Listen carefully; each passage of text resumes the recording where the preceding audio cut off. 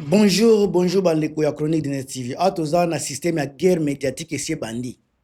Bako bengango pe guerre numérique, guerre médiatique et bandi.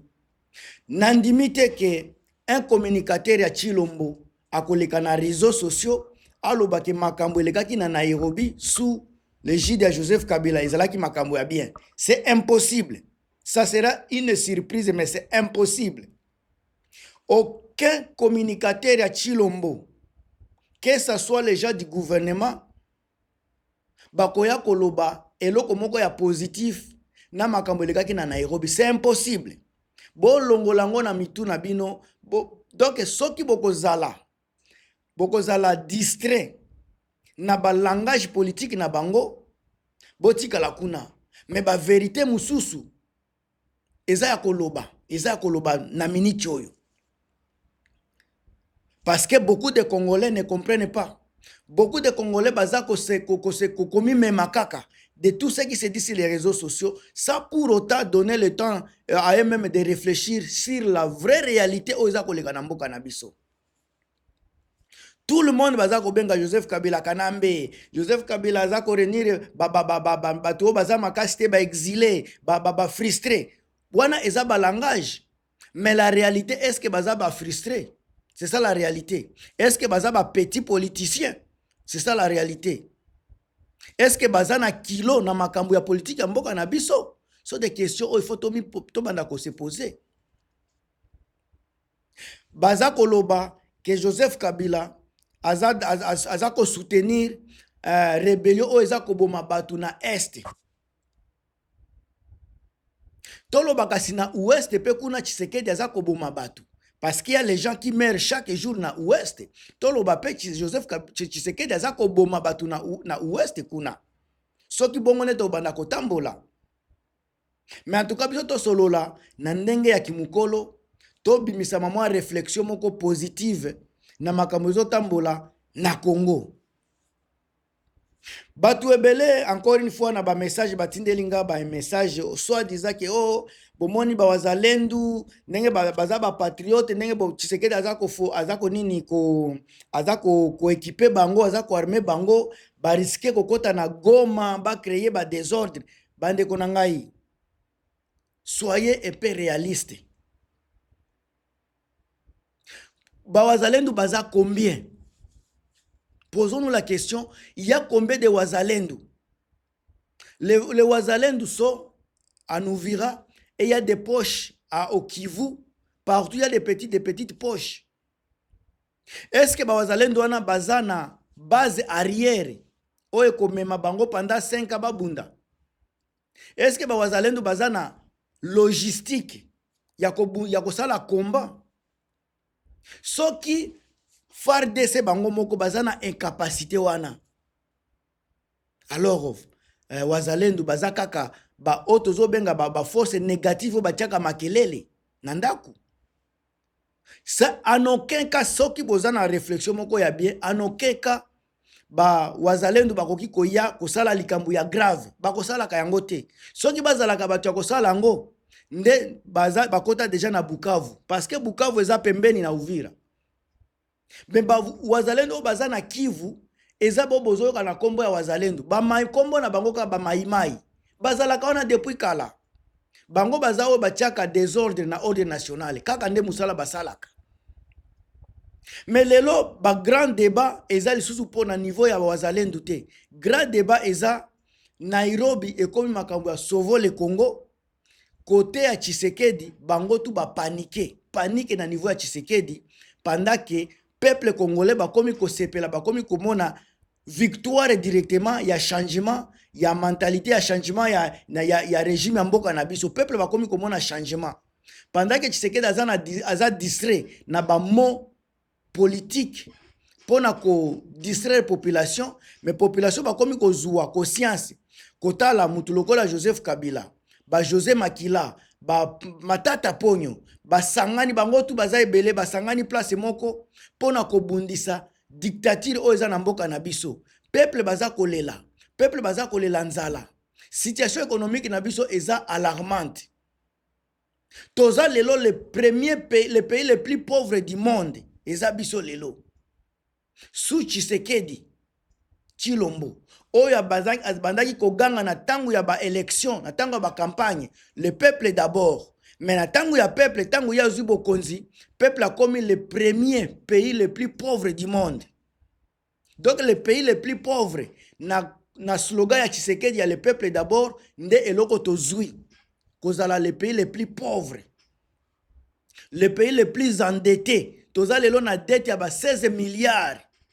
Oyo Tshisekedi alobaki le peuple d'abord, dette ya 16 milliards. Tshisekedi alobaki peuple d'abord, mais ba détournement ya bambongo o na koki konini kolobela wa isusu te. Boke na ODEP bakopesa bino ba montawana, bambongo ya rame, bambongo ya pyramide, bambongo ya université ya soki ya Équateur, bambongo ya nini ya forage. Soki bandi kolobela nombre ba monta oyo et Tshisekedi a détourné na 7 ans. Et kozongisa mentale na biso na réflexion moko positif. Biso ba Congolais faut tokomaka na niveau ya ko réfléchir et non kosalaka na likambo nyonso politiser likambo nyonso. Tokoma ba autocrate na kolo bango bongo. Tokoma pe ba réaliste. Qu'est-ce qui marche et qu'est-ce qui ne marche pas dans notre pays? C'est ça. Maloba il faut to bandela kolobela. Et comment trouver une solution na problème ozoleka na Congo? Et non kozala kaka mutu parce que c'est Tshisekedi, on doit tous s'allier derrière Tshisekedi. Ceux qui mutu aza contre Tshisekedi a comme ennemi à l'État, a comme Rwandais, a comme rebelle. Oui, kozala rebelle eza mabete. Quand tu te rebelles contre l'injustice, j'accepte d'être rebelle. Quand je me rebelle contre la pauvreté na Congo na biso, j'accepte d'être rebelle. Quand je me rebelle contre la dictature à Tshisekedi, j'accepte d'être rebelle. Quand je me rebelle contre les arrestations arbitraires na mboka na biso, j'accepte d'être un rebelle. Tango nbino boza kozwa mon rebelle, boza kozwa ngo na ndenge ya mabe, il faut koyebaka pe signification nango elingi koloba nini. Ko se rebeller contre quoi et pourquoi. Maintenant bino batu boza ba rebelle te, boza ko soutenir ba détourneur ya trésor public. Bino batu boza ba rebelle te, encore une fois, boza ko soutenir ba voleur. Bino batu boza côté Tshisekedi, bolobi bino nde boza côté ya bien, mais malheureusement eza place oyo baza ko boma batu chaque jour. Boza na côté ya oyo boza ko créer insécurité na mboka na biso. Côté ya Tshisekedi eza côté ya batu oyo baza ko détourner trésor public. Côté ya Tshisekedi eza batu oyo bakotisi mboka na biso na ba nyongo à peu près 16 milliards de dollars ya nyongo ya dette. Mais pendant ce temps, le peuple est en train de crier. Peuple aza kozanga mai, peuple azangi électricité, babalabala ezate, école eza kokufa, éducation na biso eza kokufa. Soins de santé, koloba lisu koloba kutute. Peuple congolais eza kokufa, kozanga 5 dollars ya tonga, ya Ebola. Mais boza kotinda mbongo na ba Europe. C'est ça, oh, Tshisekedi bino boza ko soutenir. Tango toza koya ko dénoncer. Toza ko dénoncer na tina. Nandimi na bengama rebelle. Nandimi na bengama rwandais. Tant que na ko dénoncer les choses, oh, Tshisekedi aza ko sala. Et pour que les Congolais azonga na nzela na ye ya bien, naza prêt pour na kondima ba kombo nyonso boko pesa nga.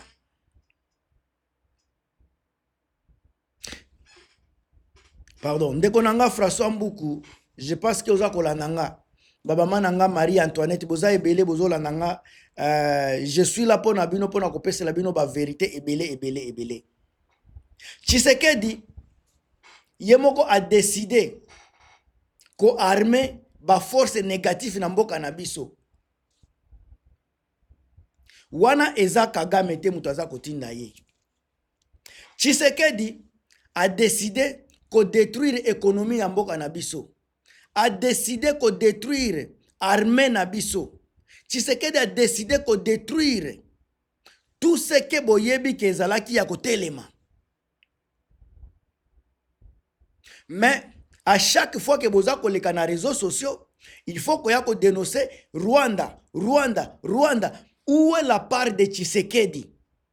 Où est la part du peuple congolais? Parce qu'au moment où on a fait la vidéo, tant que Tshisekedi a armé ba milice, et puis baza ko boma population congolaise, ce n'est pas Rwanda muto aza ko tinda Tshisekedi am armé ba milice. Ce n'est pas Rwanda qui a autorisé à Tshisekedi ya ko armé ba FDLR. Ce n'est pas Rwanda muto aza ko tinda Tshisekedi a détourné ba mbongo. Encore moins ko piller ba trésor public. Tango aza ko sala ba arrestation arbitraire na mboka na biso, ce n'est pas Rwanda muto aza ko imposer makambo wana. Ba Congolais ebele lelo baza ko loba baza ko ganga Kabila mutu atiaki mutu wana na pouvoir yigeza pona Kabila nde mboka na biso komi boye parce que mutu atiaki Tshisekedi. Peuple congolais doit apprendre à être sérieux et à être responsable. Kabila, le premier année à Tshisekedi, tout le monde voyait de la lumière. Et la première année à Tshisekedi, c'était en alliance avec FCC. Il n'y a aucune chose oyo tolobaki Joseph Kabila sali mabe tangu Tshisekedi azako sala makambo ya bien na première année. Sika tangu Tshisekedi akomi ko boma, akomi ko arrêter batu, abomi nini transport aérien na biso, bokomi ko loba sika c'est parce que Joseph Kabila tiaki na pouvoir. Posons-nous la question bandeko. Est-ce que Kabila muto ayebisaki ye aboma transport public, transport aérien na biso? Tozalaki na Congo Airways na tango ya Kabila. Est-ce que Kabila mutu atindaki Tshisekedi akende koboma aviation wana? Tozalaki na Joseph Kabila tikele biso Transco.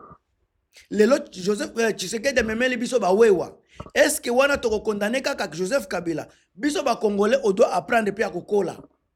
Tshisekedi aza un grand garçon, aza un papa de 60 ans, 65 ans. Azui bokonzi na basoki 68 ans. Na 58 ans, pardon. À l'âge de 58 ans, il a été président. Il connaît le bien et le mal. Joseph Kabila lui a donné une armée qui est organisée, qui est disciplinée. Yemoko Tshisekedi alobaki yango. Tshisekedi akuti mbongo na trésor public na biso. Akuti mboka iza uni. Ezalaki désunité, ezalaki divisé te bitumbe ezalaki te. Sikaboye bisanga. Mukolo nini ou bien place nini nde Kabila toko banda ko condamné ye muto atiki makambu bien Tshisekedi ye muto a détruire eza volonté ya Tshisekedi ko bebisa mboka na biso. C'est Tshisekedi qui est à la base de la destruction. Totika ko luka ka babuke émissaire bino ba journaliste ndeko nanga o le plus grand journaliste de tout l'état onga na yebi o ya yebi ko dénoncer eza ndeko na biso Pero Luara. Mais yepe alobaka Joseph Kabila mutu apesi biso mutu wana. Mais biso ba Congolais Pero Luara, monsieur Pero Luara, avec tous mes respects. Bota là ba onini ba combattant na ba résistant Europe. Pendant ba élection ba lobaki nini? Tangu Tshisekedi azokene na ba Jeval kuna. Ezalai kaka Chilombo mwana mboka, mwana soke mwana Etienne akobongisa.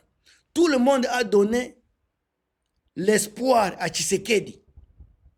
Ba première année à Tshisekedi mutu ata moko te atika koloba atikala koloba Joseph Kabila sali mabe mutu ata moko te. Mais tangu Tshisekedi a BBC tout le monde a commis koloba c'est pas à cause de Joseph Kabila. Ce n'est pas Joseph Kabila, c'est la volonté de Tshisekedi. Il a jugé bon ya kumba mboka na marque na ye. Pendant que lui-même tango aza kozwa pouvoir olbaki azana expérience te akoye kola epa ya mutu oyo auti kotika bokonzi donc Joseph Kabila. Dans un âge, Tshisekedi lui-même, au lieu yekola, ndenge kokumba bokonzi, il a choisi de faire carrière solo, chemin solo. Na chemin solo wana mutu ememi esika na désordre. Chemin oya ponaki ya okende yemoko, sa FCC. Yango mutu ememi biso na ba détournement, na ba vol, na ba destruction, makambo belé, na ba guerre. Alors Tshisekedi, il est responsable à makambo na ye. Ce n'est pas Joseph Kabila. parce que Joseph Kabila onokeka totikala koyoka zoloba bebisa mboka détourner boy sala boy atikala ko sala yango te. Mais c'est Tshisekedi qui a jugé bon yakoboma mboka na biso, il a jugé bon yakoboma mapinga baba armée, il a jugé bon yakoboma justice na biso, il a jugé bon yakoboma parlement parce que tozala suna parlement te. Makambo nyonso ajijaka ye moko bazokende na ba négociation ye moko asalaka yango sa koleka na parlement, donc ye aboma pe parlement. Alors wana eza Joseph Kabila te, c'est un choix personnel de Tshisekedi ko konzamboka na biso na ndenge wana. Alors soki lelo Joseph Kabila a se trouvé na kati ya obligation ya ko meka kopesa idée na ye pona ko sauver Congo, on ne fait que applaudir. Mutu nyonso aza na eloko wana toko applaudir ye. Lelo bazo ko finga batu ya Joseph Kabila ke baza ba ennemi ya l'état po bake ko sangana na Nairobi. Bo banda ko tuna Tshisekedi oyo na tango ya Joseph Kabila yakendaka ba réunion te na ba Sénégal, yakenda ba réunion te na ba Nairobi, ye kaka na tango ya Kabila. Place nini bino boyoka Kabila azako réclamer? Place nini boyoka Kabila azako se lamenter ke batu bakeye kuna baza ba ennemi ya l'état? Bango bakendeki baza kozonga pe na mboka, batikala jamais kozala interpellé, batikala jamais pe kokota prison. Mais pourquoi lelo na tangu ya Tshisekedi ye mtu azale kokende libanda na tangu ya Joseph Kabila ye azale kokende na ba réunion libanda, batikala jamais kokanga ye? Mais ye lelo sikaso mtu ake libanda na ba réunion, mtu wana komi ennemi ya l'état, mtu wana baza kwa kize bango. Bande ko bo pusaka pe ba réflexion na bino na ba point wana. Vous allez trouver que Tshisekedi a comme un dictateur. Donc lui donc azako banga tous les mutu a comme ko dicter batu. Donc on ne doit pas faire comme lui dans le passé. On doit faire selon lui, pas comme lui mais selon lui. Ce qui le loi lobi mutu wa bima na mboka te ne fois ko bima. Ce ko bimi ko mi Rwandais. Pendant que azako négocier Naba M23, mais azolinga te mutu solola alobisa M23. Mais on est où? On est où au juste? Yemoko alobi Joseph Kabila aza chef M23. Mais yemoko amoni ke M23 azakutu na relation na M23 te. Mais lelo sikanaki lelo soki ba M23 ba tendre loboko ba sangana. Soki c'est lelo AFC balobi ba sangana na plateforme ya Sauver le Congo. Sika toko suka wapi? Tshisekedi akokoma na niveau nini? Bande konanga na komi na suka bo partager bo commenter. Point de vue oyo eza vraiment ya ko tiela ba commentaire rebelle. On est ensemble bo partager, bo tia ba j'aime et à plus.